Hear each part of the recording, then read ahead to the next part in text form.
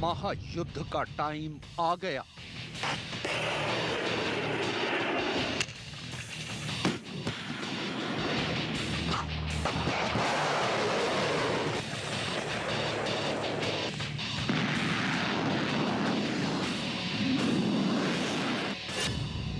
साढ़े 7 घंटे बाद भीषण जंग।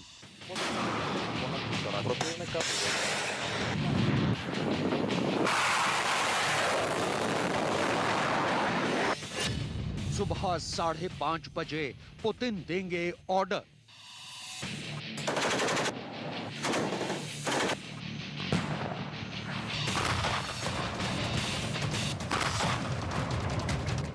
छूटेंगी मिसाइलें, फटेंगे बम।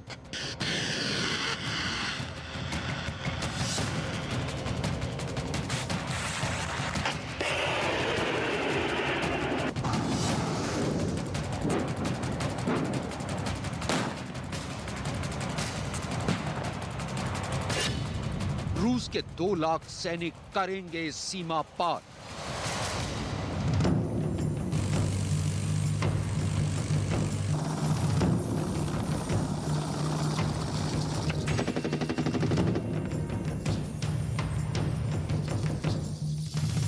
मशहूर अखबार द सन ने अमेरिका के इंटेलिजेंस का हवाला देते हुए महायुद्ध के वक्त को लेकर बहुत बड़ा खुलासा किया है।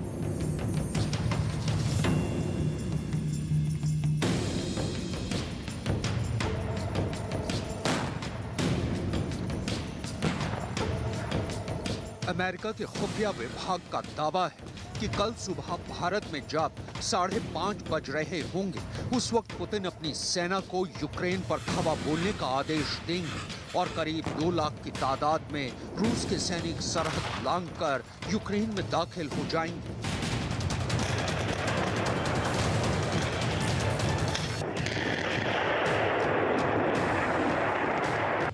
द सन की रिपोर्ट में दावा किया गया है कि रूस सैन्य अभ्यास के बाद अपने पश्चिमी और दक्षिणी सीमा से लगभग 10,000 सैनिकों को बैरकों में वापस लौटा रहा है, लेकिन यूक्रेन के उत्तर में बेलारूस में करीब 40,000 पुतिन की सेना मौजूद है। इसके साथ ही रूस से लगने वाली यूक्रेन की पूर्वी और दक्षिणी सीमाओं पर करीब 1,30,000 जवान तैनात हैं। वहीं डॉनबास इलाके में रूस समर्थित 30,000 अलगाववादी यूक्रेन की सेना से आमने सामने की जंग लड़ेंगे।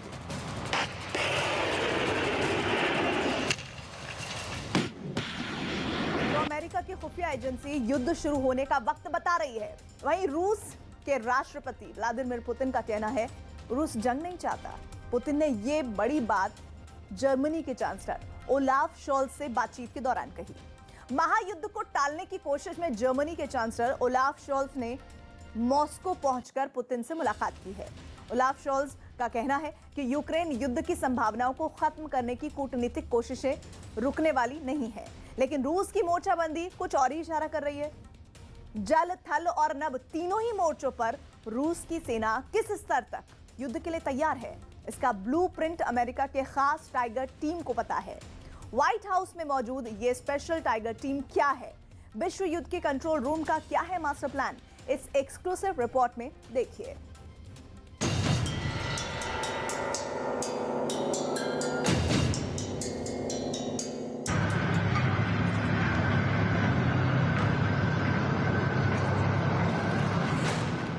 ये रूस के टैंक हैं जो यूक्रेन की सीमा के काफी करीब रूस के तोमरोक्वा में चल रहे हैं।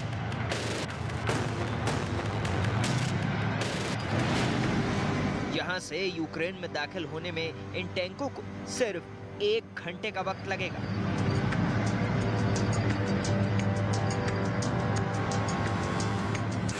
अगर जंग छिड़ी तो रूस के ये टैंक 60 मिनट से भी कम वक्त में यूक्रेन में बारूद बरसा रहे होंगे।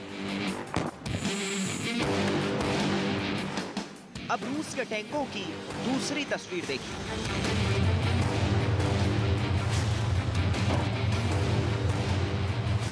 ये रूस के रोस्तोव इलाके की तस्वीर बताई जा रही है। यहाँ रूस का टैंक कीचड़ में फंस गया है।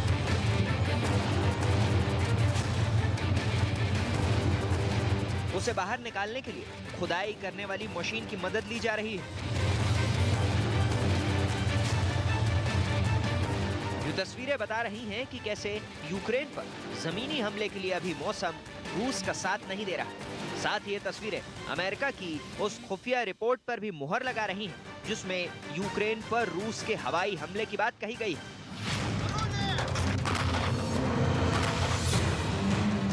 रूस यूक्रेन सीमा पर हो रही हर हलचल पर अमेरिका की नजर है। रूस की सेना के एक एक मूवमेंट पर अमेरिका की एक खास खुफिया टीम आंख गड़ाए हुए है और इस खास टीम का नाम है टाइगर टीम। इस टाइगर टीम का सीक्रेट ऑफिस है रूस यूक्रेन सीमा से करीब 11,000 किलोमीटर दूर मौजूद अमेरिका के व्हाइट हाउस का एक खास कमरा, जहां रूस को कैसे जवाब देना है इसका खुफिया प्लान तैयार किया गया है। व्हाइट हाउस की टाइगर टीम ने बकायदा टेबल टॉप करने के लिए पूरे प्लान की रिहर्सल भी कर ली है। व्हाइट हाउस के उस रूम में टेबल पर ही अमेरिका की टाइगर टीम ने रूस से संभावित वॉर का पूरा ब्लूप्रिंट तैयार कर लिया है। कैसे रूस के जमीनी हमले का जवाब देना है, रूस अगर समंदर से यूक्रेन पर धावा बोलता है तो उसका जवाब कैसे दिया जाए, अगर रूस ने मिसाइल छोड़ी तो उसे बारूद बरसाने से कैसे रोकना है, अगर पुतिन की सेना हवाई हमला करती है तो कैसे जवाबी कार्रवाई करनी है। व्हाइट हाउस की टाइगर टीम का फुल फोकस युद्ध से जुड़े 3 सवाल और उसके जवाब पर। पहला, जंग कब होगी।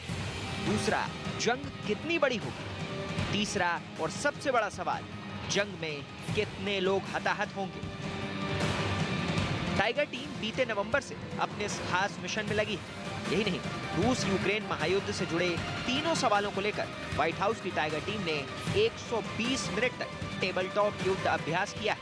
इसमें बाइडेन प्रशासन का एक कैबिनेट अधिकारी भी शामिल रहा। सबसे बड़ी बात कि व्हाइट हाउस की इस टाइगर टीम ने महायुद्ध के सिर्फ एक दिन का टेबल टॉप अभ्यास नहीं किया, बल्कि महायुद्ध अगर 15 दिन तक चलता है तो इसमें कब क्या होगा, रूस क्या करेगा, जवाब में यूक्रेन क्या करेगा, इसका भी ब्लूप्रिंट तैयार कर दिया गया है। अमेरिका के खुफिया विभाग ने बुधवार से युद्ध शुरू होने की आशंका जताई। यूक्रेन के राष्ट्रपति वोलोदिमीर ज़ेलेंस्की ने एक कदम और आगे बढ़कर बाकायदा अपने फेसबुक अकाउंट पर पोस्ट शेयर कर बताया है कि 16 फरवरी को रूस हमला कर सकता है। ज़ेलेंस्की ने फेसबुक पोस्ट के जरिए राष्ट्र को संबोधित किया और लिखा कि हमें बताया गया है कि 16 फरवरी को हमले का दिन होगा। यूक्रेन बुधवार को एकता दिवस मनाएगा। अमेरिका के खुफिया रिपोर्ट के मुताबिक महायुद्ध के आगाज में बहुत ही कम वक्त रह गया है। किसी भी पल रूस के लड़ाकू विमान आसमान से यूक्रेन में आग बरसाना शुरू कर सकते हैं। किसी भी वक्त रूस की मिसाइलें यूक्रेन के सैन्य ठिकानों को तबाह करना शुरू कर सकती हैं। या फिर काला सागर में लंगर लगाए रूस के युद्धपोत कब यूक्रेन पर बारूद बरसाने लगेंगे, ये सिर्फ पुतिन के आदेश पर निर्भर करता है। I'm very worried about the situation. We could be on the brink of a war in Europe, which would have severe consequences, not just for the people of Russia and Ukraine, but also for the broader security of Europe. There is still time. There is still time for Vladimir Putin to step away from the brink, but there is only a limited amount of time for him to do that. Putin के दिमाग में क्या चल रहा है, वो कब क्या करने वाले हैं, ये कोई नहीं जानता। अमेरिका की टाइगर टीम भी इससे इत्तेफाक रखती है। इसी बीच पुतिन की सेना ने एक वीडियो जारी किया है। वीडियो में दिखाया गया कि रूस की सेना की दक्षिणी और पश्चिमी यूनिट वापस लौटने लगी है। रूस के सैनिक दोबारा उस पोस्ट पर पहुंच जाएंगे जहां से आगे बढ़कर वो यूक्रेन से लगने वाली सीमा के काफी करीब युद्धाभ्यास के लिए पहुंचे थे। В вооруженных силах Российской Федерации продолжается комплекс масштабных мероприятий оперативной подготовки войск и сил. В них принимают участие практически все военные округа, флоты и воздушно-десантные войска. В рамках проверки сил реагирования союзного государства на территории Республики Беларусь проводится совместное российско-белорусское учение «Союзная решимость-2022». रूस की सेना भले ही यूक्रेन सीमा से वापसी की बात कर रही है, यूक्रेन के डिफेंस जर्नलिस्ट लेकर विदेश मंत्री तक इस वापसी को पुतिन के भ्रामक रणनीति का हिस्सा मान रहे हैं। Російської Федерації постійно лунають різні заяви, тому у нас є вже правило, знаєте, не почуємо, тоді повіримо, а побачимо, тоді повіримо. Побачимо відведення, повіримо у деескалацію. Far, we have not seen any de-escalation on the ground, not seen any signs of reduced Russian military presence on the borders of Ukraine. But we will continue to monitor and to follow closely what Russia is doing. And the signs coming from Moscow about willingness to continue to engage in diplomatic efforts, that gives some reason for cautious optimism. But we will, of course, follow very closely what's happening on the ground and whether this is reflected in some real de-escalation of the Russian military build-up in Iran. वहाँ रूस की naval infantry unit है। अपने base से रूस की नौसेना काला सागर में किन रास्तों से यूक्रेन के दक्षिणी सीमा पर अटैक कर सकती है, इसे आप ग्राफिक से समझ सकते हैं। रूस के जितने भी युद्धपोत अभी काला सागर में गश्त लगा रहे हैं, वो सभी कैलिबर मिसाइल से लैस हैं। कैलिबर मिसाइल रूस की लंबी दूरी तक मार करने वाली मिसाइल, जिसे रूस की नौसेना युद्धपोत के साथ अपनी पनडुब्बियों से छोड़ सकती है। अगर आप ये समझ रहे हैं कि रूस की सेना ने सिर्फ युद्धपोतों पर ही मिसाइल तैनात की है, तो आप मुगालते में हैं। रूस की सेना बेलारूस से लेकर अपनी पश्चिमी सीमा पर स्कैंडर एम मिसाइलों की तैनाती को 3 गुना तक बढ़ा चुकी है। रूस की ये मिसाइल यूनिट 1 घंटे में 400 से भी ज्यादा मिसाइल फायर कर सकती है, जिससे यूक्रेन की 95% धरती तबाह हो सकती है।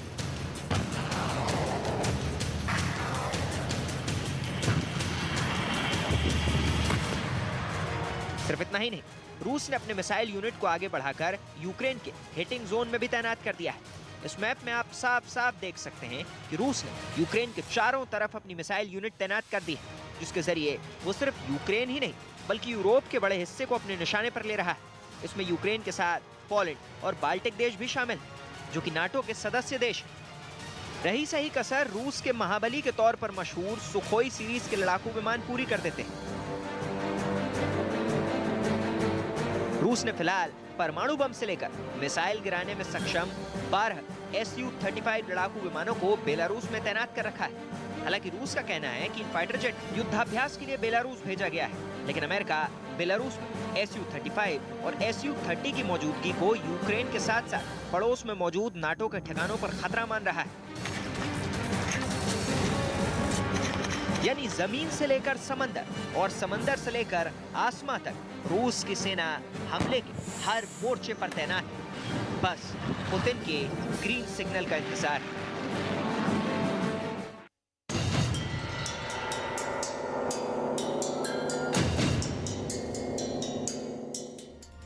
यूक्रेन के हालात को देखते हुए आज राजधानी कीव में मौजूद भारतीय दूतावास ने एक एडवाइजरी जारी की। इसके मुताबिक यूक्रेन में मौजूद सभी भारतीयों को अस्थायी तौर पर यूक्रेन छोड़ देने की अपील की गई है। इसके अलावा उन्हें भारतीय दूतावास के संपर्क में रहने की हिदायत भी दी गई है।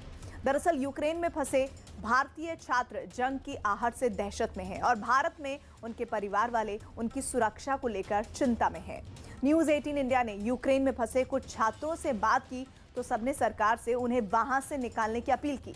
देखिए हमारी एक्सक्लूसिव रिपोर्ट। जो फ्लाइट्स वगैरह हैं वो एक भी फ्लाइट बोर्ड नहीं हो पा रही है। लोगों ने टिकट बुक कराया था वो कैंसिल भी हो रही है।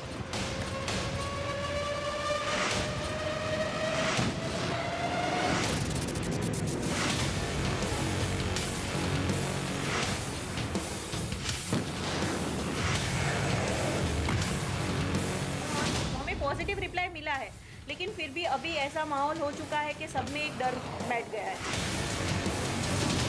रूस और यूक्रेन में जंग के हालात।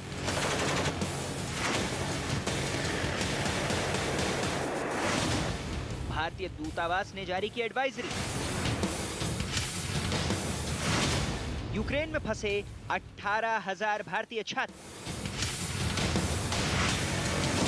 बच्चों की घर वापसी की मांग कर रहे परिवार। हमें भी नहीं समझ में आ रहा कि अब क्या करें। हर गुजरते दिन के साथ रूस और यूक्रेन के बीच जंग छिड़ने के आसार बढ़ते जा रहे हैं। अमेरिका समेत कई देश यूक्रेन की राजधानी कीव में अपने दूतावास बंद कर चुके हैं और वो अपने नागरिकों से यूक्रेन छोड़ देने की अपील भी कर चुके हैं। ऐसे हालात के बीच यूक्रेन में भारत से पढ़ने गए बच्चों के अभिभावक उनकी सुरक्षा को लेकर चिंता में हैं। न्यूज 18 इंडिया ने यूक्रेन पढ़ने गए बच्चों से वहाँ के हालात पर बात की। इस दौरान हमारी बात बिहार से यूक्रेन पढ़ने गए एक बच्चे आशीष गिरी से हुई। आशीष ने बताया कि जंग के हालात की वजह से सभी बच्चे डरे हुए हैं। वो घर वापस जाना चाहते हैं, लेकिन फ्लाइट के टिकट महंगे हो जाने की वजह से उन्हें टिकट बुक कराने में काफी दिक्कत आ रही है। पेरेंट्स को हमने बताया है सर इस चीज के बारे में। पेरेंट्स भी बहुत ज्यादा परेशान हो गए हैं इस चीज को लेके। पैनिक है हमारे परिवार वाले, सबके ही परिवार वाले सर, सब सुन के कि क्या है सर। और हमने सोचा है सर, हम सारे स्टूडेंट कोशिश कर रहे हैं कि हम टिकट कर दें, बट सर टिकट मिलना भी बहुत मुश्किल हो गया अभी यहाँ पे सर। बहुत ज्यादा प्रॉब्लम्स हो रही है टिकट को लेने में भी, क्योंकि बहुत सारी टिकट बुक हो चुकी हैं और जो टिकट मिल रहे हैं वो बहुत ज्यादा एक्सपेंसिव है सर।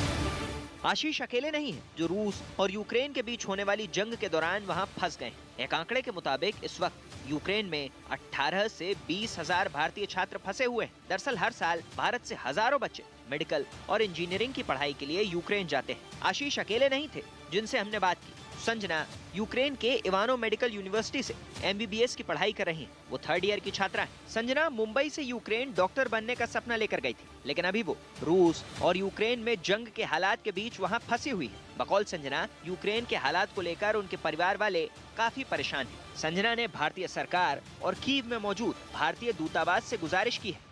हम बस यही चाहते हैं कि एम्बेसी हमारे लिए कुछ स्टेप उठाए, बट अभी तक कोई स्टेप्स नहीं उठा रहे, जस्ट बिकॉज कोई भी कंफर्म नहीं है कि किसको क्या करना है।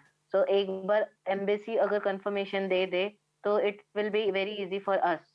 So it's like a request from all students कि एम्बेसी हमारे लिए कोई तो स्टेप उठाए, ताकि एक कंफर्मेशन रहे हमारे लिए भी और हमारे पेरेंट्स को जो डर है वो निकल जाए। रागिब यूक्रेन के ओडेसा शहर की यूनिवर्सिटी में पिछले 5 साल से पढ़ाई कर रहे हैं। उनका कहना है कि चूंकि ओडेसा शहर ब्लैक सी के पास है, लिहाजा रूसी सेना समंदर से शहर को निशाना बना सकती है। फिलहाल वो भी जंग के हालात में वहाँ फंसे हुए हैं। दहशत के माहौल के बीच रागिब रहमान ने भी भारतीय सरकार से मदद की गुहार लगाई है। इंडियन एम्बेसी से जो वो आया है कि जो भी सिटीजन्स इंडिया में मतलब यूक्रेन में है इंडियन, वो लोग अपना कंट्री छोड़ दें और वापस अपनी कंट्री आ जाएं, यूक्रेन से वापस इंडिया आ जाएं। तो हम आए भी तो आए कैसे, क्योंकि अचानक से 15 तारीख को आप बता रहे हो और टिकट्स इतनी महंगी है कि कोई अफोर्ड नहीं कर सकता है। 2 लाख 1.5 लाख ऐसे करके टिकट्स हैं और जो फ्लाइट्स वगैरह है वो एक भी फ्लाइट्स यहाँ पे मतलब बोर्ड नहीं हो पा रही है। जो बहुत लोगों ने टिकट बुक कराया था वो कैंसिल भी हो रही है।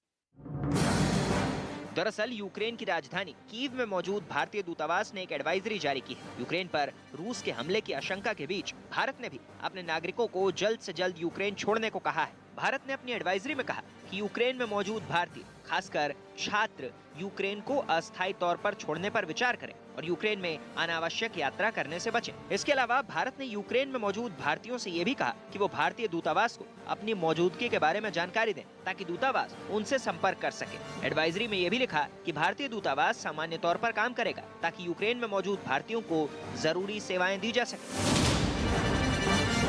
जंग के खतरे की आहट यूक्रेन ही नहीं बल्कि वो भारतीय अभिभावक भी महसूस कर रहे हैं जिनके बच्चे यूक्रेन पढ़ने के लिए गए हैं। उनका कहना है कि बच्चे घर वापस आना चाहते हैं, लेकिन एयरलाइन कंपनियों के टिकटों के दाम बढ़ा देने की वजह से बच्चों को टिकट बुक कराने में मुश्किलें आ रही हैं। बच्चों के परिवार वालों का आरोप है कि बच्चों को जो टिकट 20,000 में आसानी से मिल जाती थी, आज की तारीख में वही टिकट 5 गुना दाम यानी करीब 1 लाख रुपए में भी नहीं मिल रही। लिहाजा उनकी भारतीय सरकार से मांग है कि वो विशेष विमान के जरिए बच्चों को वतन वापस लाएं। मेरी बच्ची अभी बुकोवेनियन स्टेट मेडिकल कॉलेज एनएसटी वहाँ पे है और वो कुछ मेरे इंडियन एम्बेसी से यही और इंडियन गवर्नमेंट से भी यही मेरी रिक्वेस्ट है कि बच्चों को एयरलिफ्ट करके वापस बुला दिया जाए, क्योंकि फर्स्ट ईयर के बच्चे हैं, 16-17 ईयर्स के बच्चे छोटे हैं, डर चुके हैं बच्चे, क्योंकि कंटिन्यूसली यहाँ से पेरेंट्स के मैसेज जा रहे हैं, वहाँ से भी उनको कहीं से पता चल रहा है कि ये सब कंडीशन हो रही है, तो बच्चे काफ़ी डरे हुए हैं और घबराए हुए हैं कि हम कब वापस जाएंगे। और उससे भी ज़्यादा डर उनको ये है कि मान लो कि अगर वॉर हो गया तो कनेक्टिविटी सारी ख़त्म हो जाएगी, ना तो हम बच्चों से कांटेक्ट कर पाएंगे ना तो बच्चे हमसे कांटेक्ट कर पाएंगे। रूस और यूक्रेन पर नजर रखने वाले विशेषज्ञों के मुताबिक अगर दोनों देशों में जंग होती है तो दुनिया में एक बड़ा मानवीय संकट खड़ा हो सकता है। इस जंग की वजह से बेवजह हजारों बेगुनाहों के मारे जाने का अनुमान है। इसके अलावा रूस और यूक्रेन के बीच होने वाली जंग की वजह से दुनिया की अर्थव्यवस्था को भी भारी नुकसान उठाना पड़ेगा। इसकी एक मिसाल तो सामने आ ही चुकी है। दुनिया में कच्चे तेल की कीमतों में भारी उछाल आया है। इस वक्त कच्चे तेल की कीमतें पिछले करीब 8 साल के सबसे ऊंचे स्तर पर पहुंच चुकी हैं, जिसका असर सीधा पेट्रोल और डीजल की कीमतों पर पड़ सकता है। अंतर्राष्ट्रीय बाजार में कच्चे तेल की कीमतें $96 प्रति बैरल से ज्यादा हो गई। 2014 में कच्चे तेल की कीमतें $96.78 प्रति बैरल तक पहुंची थी, लेकिन जानकारी ये भी अनुमान जता रहे हैं कि कच्चे तेल की कीमत मार्च के महीने में $100 प्रति बैरल तक पहुंच सकती है, क्योंकि करीब 1.5 महीने के अंदर ही कच्चे तेल की कीमतों में 34% तक का इजाफा हो चुका है। भारत अपनी जरूरत का 84% कच्चा तेल इंपोर्ट करता है, इसलिए अंतर्राष्ट्रीय बाजार में जब कीमतें बढ़ती हैं तो इसका सीधा असर भारत पर भी पड़ता है। मतलब कच्चा तेल महंगा होने का सीधा मतलब ये है कि पेट्रोल और डीजल की कीमतें भी बढ़ सकती हैं। हालांकि अभी तक भारत में पेट्रोल और डीजल की कीमतों में कोई उछाल नहीं आया है। अर्थशास्त्रियों का मानना है कि रूस और यूक्रेन की जंग का सीधा असर भारतीय बाजार और इकोनॉमी दोनों पर पड़ेगा। यूक्रेन में भारतीय दूतावास के आंकड़ों के मुताबिक साल 2020 में भारत और यूक्रेन के बीच $2.69 बिलियन का व्यापार हुआ था। इसमें यूक्रेन ने भारत को $1.97 बिलियन का निर्यात किया, जबकि भारत ने यूक्रेन को $721.54 मिलियन का निर्यात किया। भारत यूक्रेन से खाने का तेल और खाद समेत न्यूक्लियर रिएक्टर और बॉयलर जैसी जरूरी मशीनरी आयात करता है। वहीं यूक्रेन भारत से दवाएं और इलेक्ट्रिकल मशीनरी खरीदता है। दीगर बात है कि अगर रूस और यूक्रेन में जंग हुई तो भारत और यूक्रेन के बीच होने वाला व्यापार रुक जाएगा, जिसकी वजह से भारत में महंगाई भी बढ़ सकती है और इसका सीधा नुकसान भारतीय अर्थव्यवस्था को उठाना पड़ेगा।